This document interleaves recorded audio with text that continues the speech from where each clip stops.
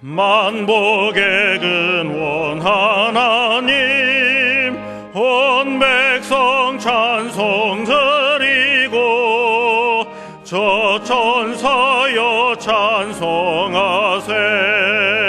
찬송 성부 성자 성령 아멘.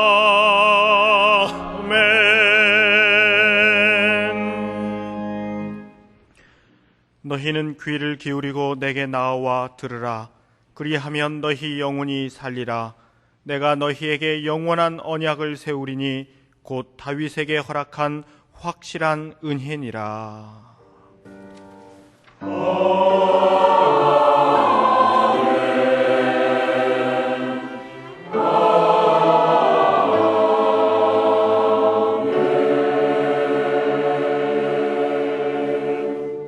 이 시간 하나님께서 우리에게 주시는 구약의 말씀은 창세기 25장 27절에서부터 34절까지입니다.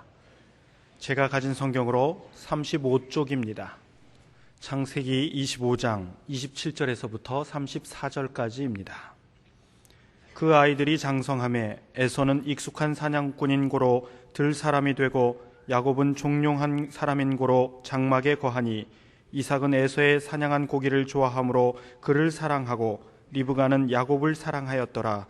야곱이 죽을 수 없더니 에서가 들에서부터 돌아와서 심히 곤비하여 야곱에게 이르되 내가 곤비하니 그 붉은 것을 나로 먹게 하라 한지라.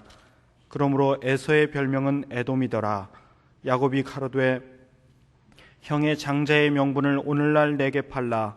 에서가 가로되 내가 죽게 되었으니 이 장자의 명분이 내게 무엇이 유익하리요.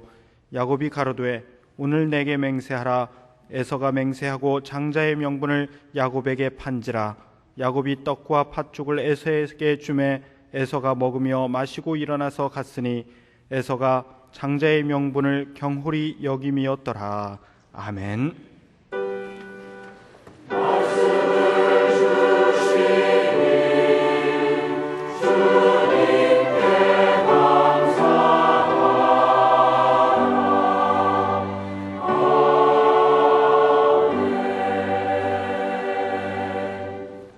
하나님께서 우리에게 주시는 신약의 말씀은 야고보서 4장 7절과 8절입니다.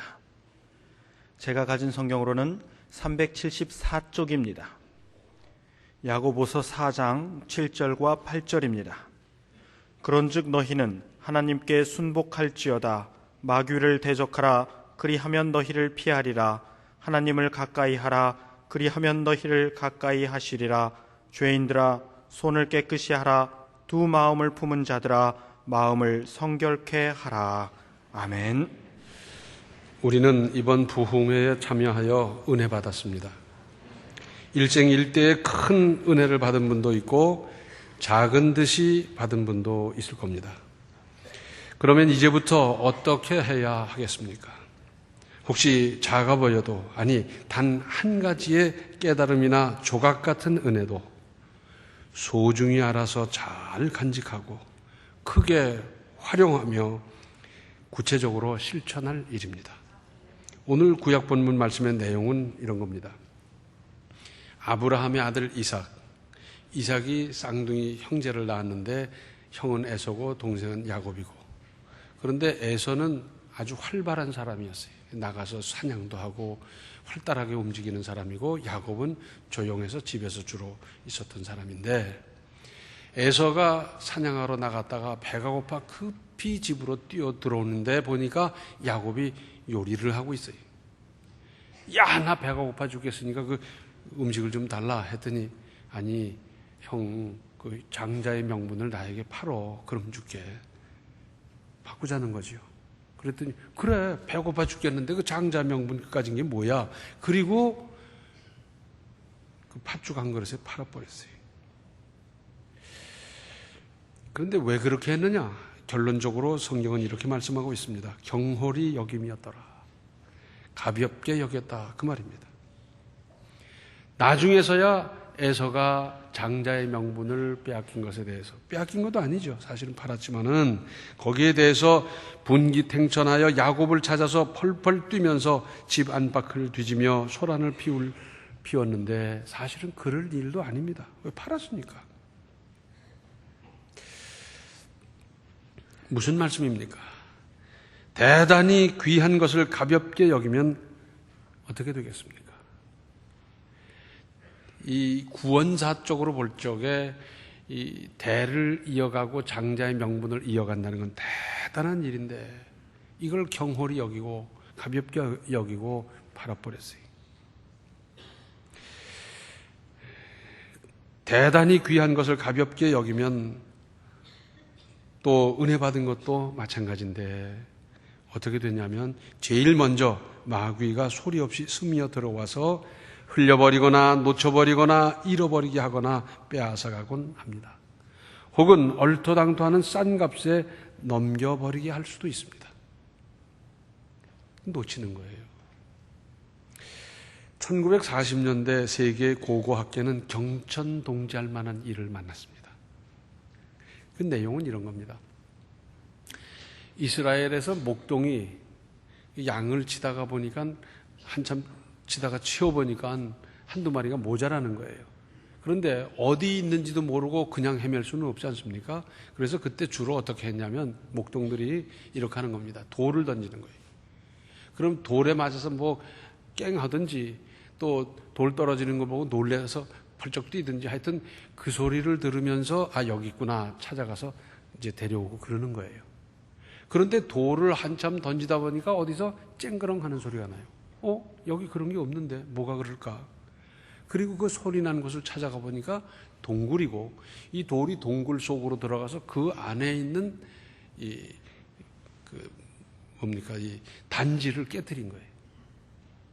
야 이상하다. 그리고 한참 들어가서 그 깨진 단지에 보니까 그 안에 두루마리가 있어요. 양피로 된 껍질로 된 그 양피 두루마리가 있어요. 그래서 이걸 가지고 나왔습니다. 보니까 뭐가 뭔지 모르겠고 그냥 글씨만 잔뜩 있고 그러니까 우리나라식으로 말한다면 엿장사한테 그저 얼마 주고 팔아버렸어요. 그런데 그것이 이 사람 저 사람 손을 거치는 동안에 야 이거야말로 대단한 문서다. 그래서 그때로부터 1000년 전에 기록한 성경 말씀이었어요. 구약 성경. 이것을 후세 사람들은 그 지역이 쿰란이기 때문에 쿰란 문서 혹은 사해 사본 이렇게 말을 합니다. 이건 대단한 발견이었습니다. 그래서 건너 가다가 영국 사람에게 건너가고 지금 현재는 대영 박물관에 있어요. 대영 박물관은 무료로 들어갑니다. 박물관을 무료로 들어가는데 세계 어디도 거의 없습니다. 근데 여긴 무료예요. 그러나 무료로 들어가지만 아주 중요한 곳을 들어갈 때는 돈을 내요. 근데 이 돈이 다 달라요. 예를 들어서 중국 은나라 시대에 무슨 뭐 유적 그런 걸 본다. 그런 것은 얼마고 무슨 어느 나라 뭐는 얼마고 그 값이 다 다른데 그 가장 돈을 많이 내고 들어가서 볼 수 있는 것이 바로 이 쿰란 문서예요. 그런데 그 쿰란 문서를 지금 현재 우리나라 중앙국립박물관에서 지금 전시를 하고 있습니다. 한번 가보시면 좋을 거예요. 그저 무슨 엿장사가 무슨 종이 쪼가리인 줄 알고 팔아먹었는데 지금은 이 값이 계산이 안 돼요. 뭐 몇 억을 주고 팔아라 팔지도 않을 뿐만 아니라 몇 조가 되는지도 모르고 이건 대단한 이 유물로서 지금 이렇게 대접을 받고 있습니다. 모르니까 놓쳐버린 거고 모르니까 헐값이고 빼앗긴 건 아니지만 빼앗긴 건 다름이 없어요. 나중에 그 가치를 알았을 때는 이미 늦었고 회복이 불가능한 겁니다. 또 억울해서 땅을 쳐봐야 가슴만 아플 뿐입니다. 어떤 사람은 저렇게 대단한 은혜를 받았는데 나는 왜 이렇게 작은 은혜를 받았을까? 아닙니다. 하나님의 은혜에 크고 작은 것이 어디 있겠습니까? 또 귀한 것을 귀한 줄 모르는 데에는 더 할 말이 없는 법입니다. 이런 경우를 일러 성경은 이렇게 말씀하고 있습니다. 진주를 돼지에게 던지지 말라는 겁니다. 돼지가 진주의 가치를 압니까? 100개 주면 합니까? 3개 주면 합니까? 가치를 전혀 모르는데 그런 건 의미가 없고요. 그런가 하면 귀한 것을 귀한 줄 알면서도 귀하게 여길 줄 모르는 사람은 잃고 나서 안타까워하는 겁니다. 그래서 나중에 지난 다음에 아이고 그게 기회였는데 그걸 놓치고 그때 내가 기회를 붙잡았다라면 이렇게 되는 건데 하면서 그러고 있지 않습니까? 사람도 그래요. 떠난 다음에 이별한 다음에 멀리 간 다음에 그분이 참 좋은 분이었는데 그걸 모르고 끝까지 함께 일을 하든지 붙잡아두든지 어떻게든지 했어야 되는 건데 하면서 사람도 놓친 다음에 가서 그렇게 후회하는 수가 있어요.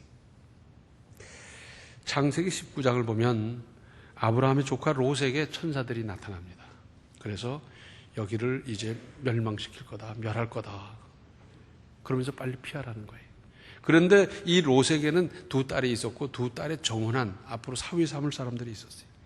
그 사람들한테 그 이야기를 했습니다. 그랬더니 창세기 19장 14절 하반절에 농담으로 여겼더라. 지금 이 소돔과 고모라 상이 멸망당할 텐데 절박한 마음으로 말을 했는데 농담으로 여겼더라. 그 이튿날 새벽 아침 일찍 아브라함 가족이 떠나가는데 멈칫했어요. 그랬더니 천사들이 그들의 팔을 이끌고 갔어요. 그 일행에 함께만 했더라면 얼마나 좋았겠습니까마는 농담으로 여겼어요. 인생 일대의 가장 중요한 문제를 농담으로 여긴 결과 그들은 유황불에 시체도 찾을 수 없이 타서 죽고 말았습니다. 요즘 새싹을 보셨습니까? 조그만 싹 나는데 그까짓 것 누구도 주목하지 않지만 그래도 자랍니다. 좀 이따 보니까 10cm, 20cm가 되고요. 조금 자란들 저까진 거 그렇게 무심하게 지나치는 동안 그것은 나무가 되고 몇 년이 지나면 큰 제목이 되곤 합니다. 차디찬 언 땅을 뚫고 나오는 생명의 신비를 거기에 역사하시는 하나님의 놀라운 능력까지를 보시기 바랍니다. 우리 속담에 구슬이 서말이라도 꿰어야 구슬이지 그러죠? 무슨 뜻입니까? 깨알 같은 구슬, 형형색색이 영롱하지만 실로 꿰어서 손목걸이를 만들어서 그 가치를 살려내는 작업이 필요하다는 것 아니겠어요? 하나하나로서의 의미는 별것 아니지만 모으고 색깔별로 크기에 따라 무늬를 잘 조합해서 꿰고 보면 그 가치는 혹 10배가 될지 30배가 될지 그 가치가 훨씬 높아지는 것 아니겠습니까? 같은 물건이라도 달라요. 부모님이 물려주신 것, 기도해서 응답받은 것은 얼마나 고귀합니까? 가령 부모님의 성경책, 그 성경책 읽으면서 은혜 받고 그 성경책 찬송가 가지고 다니면서 은혜 받고 찬송 부르면서 눈물 흘리고 20년, 30년, 40년 부모님의 손때가 묻은 성경책, 이건 대단한 겁니다. 다른 사람이 볼 때는 별것 아닌 것으로 평가하겠지만 나에게 있어서는 얼마나 소중한 겁니까? 가보라고 하는 것은 값이 많아 가보가 아니에요. 이런 것이 가보 아닙니까? 이 성경을 통해서 은혜 주신 하나님께서 내게도 은혜 주시옵소서. 간직하고 나도 읽고. 이런 것은 시장 가격과 비교할 수 없는 겁니다.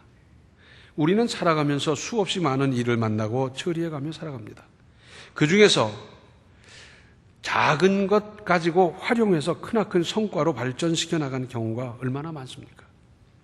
삼성은 정미소에서, 현대는 자전거포에서, LG와 GS는 치약으로부터 시작하지 않았습니까? 우리나라에서 생산하는 오토바이 안전모가 세계를 석권하고 스위스는 시계가 한 나라를 먹여 살리다시피 하고 있습니다. 어떤 사람은 쌀 아래다가 글을 쓰더라고요. 그것도 붙잡고 쓰는 게 아니고 그냥 놔둔 채로 거기다 글을 쓰는데 영어로도 쓰고 자기 나라 말로 쓰고 여러 나라 말로 쓰는 거예요. 아니 그 쌀 아래다 글씨를 어떻게 쓰겠어요? 그런데 그걸 하면서 출연료를 받고 그래가지고 이 사람 떵떵거리고 잘 살아요. 쌀 아래다 글 쓰는 거 가지고. 작은 불씨가 대형 화재로 발전하고 작은 부주의가 태안 기름 유출 사고로 커질 줄을 누가 알았겠습니까? 작다고 무시해도 되는 것은 없습니다. 비록 작아도 무시해서는 안 됩니다. 그래서 성경은 우리에게 이렇게 가르쳐주고 있습니다.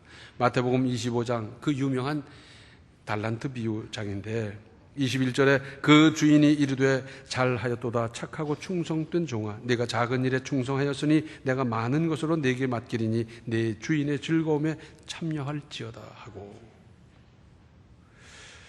자, 많은 것을 맡긴다는 건 뭡니까? 세상에서 큰 일, 넉넉한 일 많이 한다는 거고요. 내 주인의 즐거움에 참여한다는 말은 종은 주인의 잔치자리에 참여 못하는 겁니다. 그런데 이제 주인의 잔치자리에 참여한다는 것은 신분이 바뀌어지는 거예요.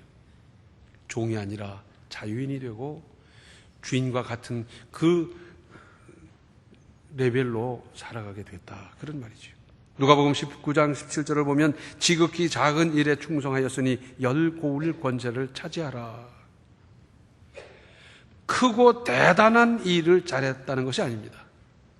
왜냐하면 사람이 목숨을 걸고 죽을 힘을 다해 이루어 놓은 굉장한 일도 천지를 지으신 하나님의 안목으로 보실 때는 지극히 작은 일일 수밖에 없고요. 실제로는 매우 작은 일에 충성한 사람이 큰 일도 충성스럽게 할 수 있다는 의미도 내포하고 있습니다. 작은 일도 잘 못하는 사람이 어떻게 크고 복잡한 일을 할 수 있겠습니까? 또한 일의 성과에 비해서 하나님께서 예비하시고 내려주시는 상급은 비교할 수 없이 큰 보장까지 해 주셨습니다. 여기서 우리가 잠시 깊이 생각할 것이 있습니다. 우리가 만나는 여러 일들을 처리하면서 중요한 것과 가벼운 것, 경중, 완급이 있죠. 천천히 차근차근 해야 되는 일이 있는가 하면 급히 서둘러서 해야 되는 일, 선후가 있죠. 먼저 해야 될 일, 나중 할 일. 이런 것을 분별하는 일은 그렇게 간단하고 그렇게 쉬운 일이 아닙니다. 이것이 잘 안 되고 보면, 순서가 바뀌고 보면 시간을 낭비하고 젊음을 낭비하고 물자를 낭비하고 낭비하는 경우가 얼마나 많습니까? 어떤 사람은 10년이 지난 다음에 그때 가서 깨닫고 아이고 이게 이거라고. 그때는 이미 청춘은 지나가 버렸고 좋은 시절 지나가 버렸고. 그래서 지혜의 그 근원이신 하나님께 구할 일입니다. 야고보서 1장 5절을 보면 너희 중에 누구든지 지혜가 부족하거든 모든 사람에게 후히 주시고 꾸짖지 아니하시는 하나님께 구하라. 그리하면 주시리라. 얼마나 대단한 약속입니까? 믿음이 좋은 사람의 이런 요청은 들어주고 그렇지 않은 사람은 안 들어준다가 아니고, 오래 믿은 사람의 이런 요청만 들어준다가 또 아니고, 아무 전제 조건이 없어요. 그런데 문제는 자기 판단이 옳다고 생각하고 하나님께 구하려 하지 않는다는 것입니다. 이것은 하나님께서 가장 싫어하시는 교만입니다. 창조자이신 하나님 앞에서 피조물인 사람이 도대체 뭡니까? 창해 일속이라는 말이 있어요. 큰 바다 가운데 좁쌀 한 알. 하나님이 큰 바다라면 우리는 좁쌀 한 알과 뭐가 다르겠어요? 조용히 하나님 앞에서 기도하며 무궁무진하신 하나님의 지혜를 구하십시오. 그리고 그 응답을 따라 선택하고 결정하고 활용하고 실천하십시오.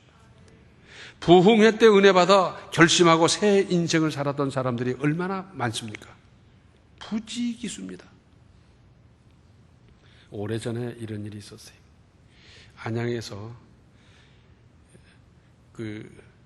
지금은 겨울에도 건축 공사 중에서 할 수 있는 건 하지요. 그죠? 영하 10도 돼도 합니다. 그러나 그때는 추우면 아무것도 못할 때 건축을 하는 사람이 겨울이니까 놀고 있었어요. 근데 옆집 아주머니가 하는 말이, 아저씨 우리 좀 도와주세요. 뭐요? 우리 집 아버님이요 불편하신 거 아시죠? 예, 몸이 불편하신데 꼭 부흥회 참석해서 은혜 받고 세상을 맞춰야 되겠다고 하시니 좀 도와주십시오. 어떻게 해요? 제가 알아보니까 바로 이때 저 영등포에서 어느 교회 집회를 한다 그러는데 거기 좀 모시고 갔다 이 일을 좀 해주십시오. 아니 새벽하고 뭐 낮에도 한다고 그러고 밤에도 한다고 그러는데 그걸 어떻게 합니까? 아니 그게 아니고 모시고 다니려니 힘드니까 새벽도 말고 저녁도 말고 낮 집회만 좀 모시고 갔다가 마치면 모시고 오고 이 일을 좀 해 주십시오. 그랬더니 그러지요. 그러면 어떻게 해드리면 좋겠습니까? 술 한 잔 사주시죠. 그러죠. 그래서 그때는 휠체어도 별로 없었거든요. 그 할아버지를 업고 버스를 탑니다. 그리고 버스 타서 내려서 다시 할아버지를 업고 그 교회 집회 장소에 갖다 딱 앉혀놓고 자기는 저 영등포 시장에 가는 겁니다. 건축을 하던 분이니까 건축 자재도 보고 시장 구경도 하고 참 하다가 시간이 되면 와서 그 할아버지 업고 오고, 그럼 수고했다고 소주 한 병에 뭐 생선찌개 해서 드리고 그랬어요. 이분이 그때는 토요일 새벽까지 집회를 했지 않습니까? 그래서 낮 집회에 몇 번 참석하면 되느냐 하면 월, 화, 수, 목, 금. 월요일은 안 하니까 화, 수, 목, 금, 나흘이에요. 3번을 그렇게 갔다가 모셔다 놓고 오고 모셔다 놓고 했는데 이제 금요일 마지막 낮 집회니까 이 사람들 뭘 하나? 그러고는 들어가 앉아 있다가 이분이 은혜를 받았어요. 완전히 깨지는 거예요. 이분이 뭐 하던 사람이냐면 교회에서 새벽 종치느라고 새벽 잠 깨웠다고 교회 가서 그냥 목사한테 들이다 대고 유리창 쥐 깨버리고 뭐 별별 짓을 다 했어요. 저 어머니는 권사인데. 근데 이분이 깨지는 거예요. 그 다음부터 눈물로 세월을 보내는데 회개하느라고 그렇게 눈물을 흘렸어요. 그러다가 회개는 다 했다 싶은데 마지막에 남은 게 있어요. 뭐냐? 자기 전 부인에 대한 문제입니다. 두들겨 패고 못 살게 굴고 트집 잡고 막 그러다가 그러다 그냥 쫓아내 버렸어요. 뭐 위자료를 넉넉하게 줄 리가 있겠습니까? 살다 매 맞다 이 여자도 그냥 쫓겨나는 신세가 됐어요. 그 사람에게 가서 사죄하고 용서의 선언을 받아야 된다는 거예요. 기도만 하면 그 생각이 나는데 견딜 수가 없어요. 이제 어떻게 갑니까? 창피하기도 하고 이제 가서 무슨 말을 하겠습니까? 그런데 기도만 하면 성령께서 그렇게 강권하는 거예요. 할 수 없이 찾아 물어 해봤더니 수원에서 어떤 사람 잘 만나 좋은 사람 만나서 신앙생활도 가정생활도 잘하고 있는 거예요. 이 사람이 생각을 했습니다. 자칫하면 오해를 받을 수 있으니까 남편 있을 때 가자라고 생각을 해서 남편이 어디 다니는가 또 알아보고 그리고 퇴근 시간도 알아보고 퇴근했을 때 갔어요. 문을 열고 들어가자마자 넙죽 엎드려서 큰절을 하고 죄송합니다. 내가 잘못했습니다. 너무 잘못했는데 어떻게 하면 좋소? 나를 보고 이렇게 해야 용서하겠다고 한다면 내가 무엇이든지 하리다. 만약에 내가 10년 동안 돈을 벌어서 갚아야 될 만큼을 요구한다면 내가 그렇게라도 하지 하면서 내외가 있는 데서 절을 하면서 눈물을 흘리면서 회개를 했어요. 그런데요, 사람이 잘못했다 그러면 할 말이 없는 거예요. 그렇죠? 잘못했다는 사람 가지고 뭐라 그럴 거예요. 그래서 이제 신앙생활 잘 하시고 가정생활 잘 하시라고 그리고 이제 용서하노라 그 선언을 듣고 왔어요. 근데 사람이 변하는데요, 또 변하는데 또 180도로 변하는 거예요. 이 사람이 그 다음에 신학을 하네. 이분이 신학하고 전도사 일 볼 때 제가 만나서 이 간증을 들었습니다. 부흥회 때 은혜 받아서 결심하고 새 인생을 산 증거입니다. 받은 은혜 소중히 알아 잘 간직하고 크게 활용하며 열심히 실천하십시오. 부흥회로 말미암은 은혜로 새 인생을 살아간 사람이 바로 이런 사람, 곧 은혜를 소중히 간직하고 크게 활용하여 열심히 실천한 사람 아니겠습니까? 내 인생에 있어서 이번 부흥회 전과 부흥회 후가 다른 곧 더 나은 인생을 만들어 가십시오. 뿐만 아니라 평소에 은혜 받은 것 역시 소중히 알아 잘 간직하고 크게 활용하며 꾸준히 실천하는 인생 건설해 가시기 바랍니다. 기도하시겠습니다. 은혜로우신 아버지 하나님, 이번에 저희들 큰 은혜 받았습니다. 흘려버리는 것 아니라 놓쳐버리는 것 아니라 빼앗겨버리는 것이 아니라 참으로 소중히 알아 간직하고 잘 활용하며 실천할 수 있게 하여 주셔서 이전의 인생보다 더 뜻있고 보람있고 가치 있는 인생을 건설해 가게 하여 주시옵소서. 그래서 이제부터는 믿음으로 살고, 이제부터는 감사하며 살고, 이제부터는 하나님의 영광을 위해서 사는 새 인생, 은혜의 인생, 능력의 인생, 감사의 인생을 건설해 가게 하여 주시옵소서. 예수님의 이름 받들어 간절히 기도하옵나이다. 아멘. 지금은 생명의 주 예수 그리스도의 은혜와 하나님 우리 아버지의 극진하신 사랑과 성령의 감화, 감동, 충만, 교통하심이 받은 은혜를 간직하고 활용하며 실천하며 살기로 작정하는 모든 성도들 머리 위에 이제로부터 영원토록 함께 계시기를 간절히 축원하옵나이다. 아멘.